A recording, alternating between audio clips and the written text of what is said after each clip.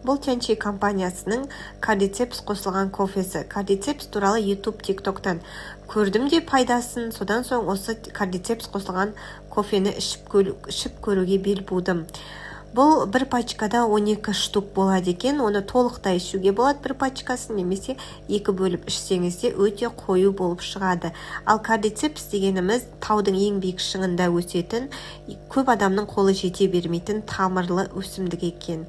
Бұл кардицепстің пайдасы жүрек, бүйрек, бауыр ауруларына өте пайдалы, және де қақырықты түсіреді кеудедегі, одан соң антибиотик ретінде пайдаланылады. Яғни антибиотик ішпей-ақ орнына осы кардицепсті немесе кардицепс қосылған кофені іше салуға болады. Бұны спортсмендер ішеді екен, негізі себебі шаршағанды басып, энергияны көбейтеді. Бұл кофенің дәмі қантсыз және кофеинсіз. Кәдімгі кофе жұмсақ, және қанша ішсеңіз де жүрегіңіз қатты соқпайды.